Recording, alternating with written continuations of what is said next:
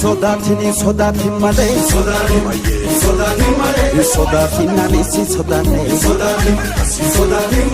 sodatin of dirmata jeda sodatin lamin bakka jeda sodatin wamicha sabuma sodatin tokkuman hakano sodatin dina namanyatu sodatin morma sheha jero sodatin gabron fatadina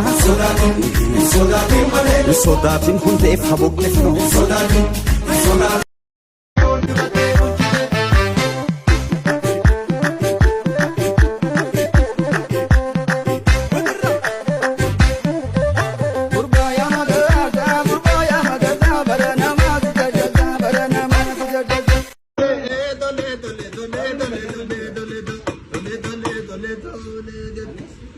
gargadama ya gabarbi ana bizgani ya darabbi ya gargadama ya gabarbi ana bizgani ya darabbi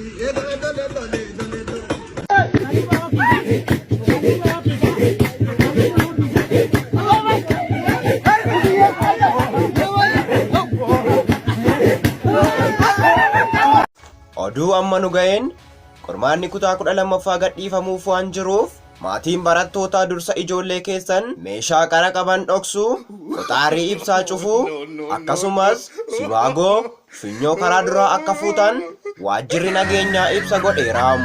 Laayik sheer gochuun dirqama obbolummaa akka baatan kabaja guddaadhaan isin gaafannaam. Abba suuqii peestaaleen jira. Abbaa qarshii meeqa barbaadde? Abbaa qarshii tokko naa kenni. Tole. Kuno. Tole. Peestaalee keessa naa kaa'i.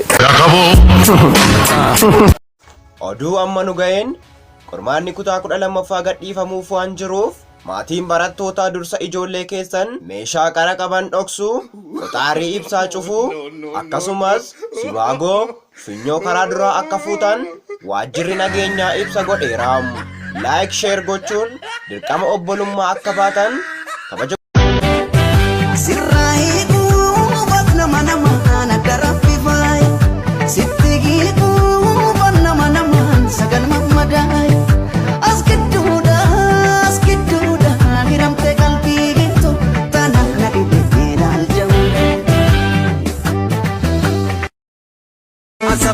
Asabale faru daresi sagale kena kidolesi kadi jalala tasati lubuto neti anaka paresi anarra siume anafi kana marto bisanafi matana kena adati lubuto rabbinu tirawa marafi ya shamar marito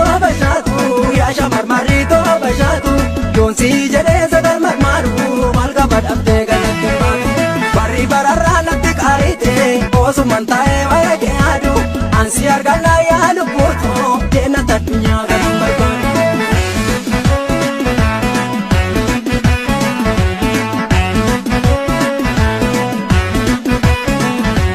yo barti Qabxiin barattoota kutaa 12ffaa har'a galgala ifa godhama. Barattoota 930 qormaata biyyaalessaa fudhatan keessaa barattoonni 28 qofti qabxii darbiinsaa fiduun isaanii himameera. Sababa kanaaf torban tokkoof suuqii irraa qorichi hantuutaa fi barakiinaan gurguramuu dhabamsiisuun lubbuu barattootaa baraaru jechuun ministeerri barnootaa ibseera. Maatiin barattootaas mana keessaa meeshaalee qara qaban dhabamsiisuun qoxaarii ibsaas torban tokkoof cufuu akka qaban ministeerichi itti dabaluun beeksiseera. Obbo Biraanuu Naggaatiifis torban tokkoof eegumsi gahaa godhamuu akka qabu mootummaan ibsa guyyaa irra baaseen beeksiseera.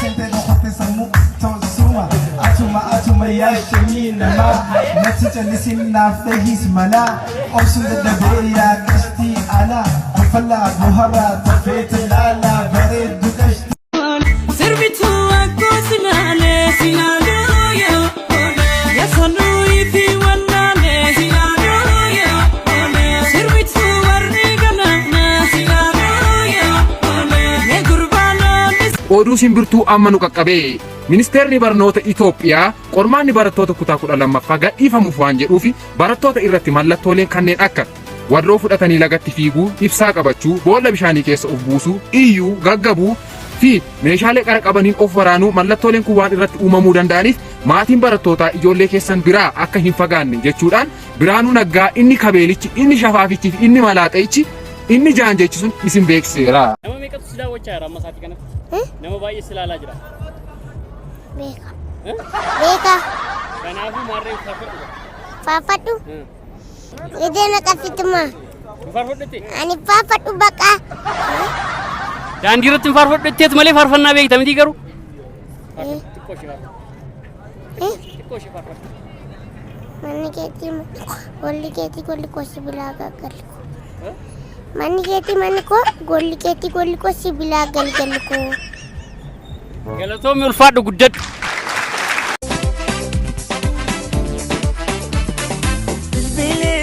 Bilbileen taatabe wallee manan jirtu.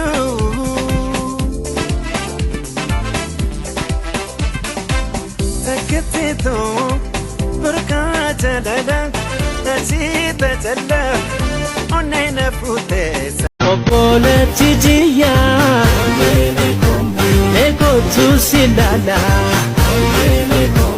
ilma haadhatiyyaa nabii.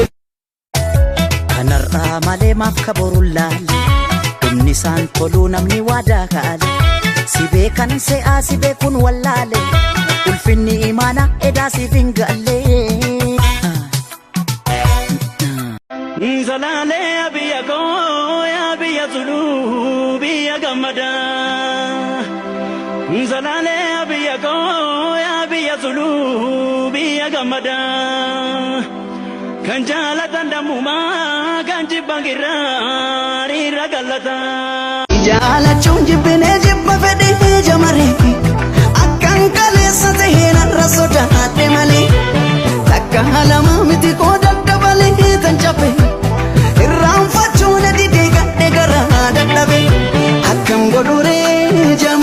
Tu fani jibbate sitti kafede ndabale tu amanu sodate. Ejere na manje tu ya jamme ko matu si bacha se ashumura. Ani ke yuma se achali ne ko enyuma se so bena dura. Takake nagare umamni ke adda narram fagatini si wajim bareda sinabundan ya bulbula dama. Kara warana tijalaltite chora fonkiya sente nadirite sente onne tora sa kubatte melal jalala nakamudade.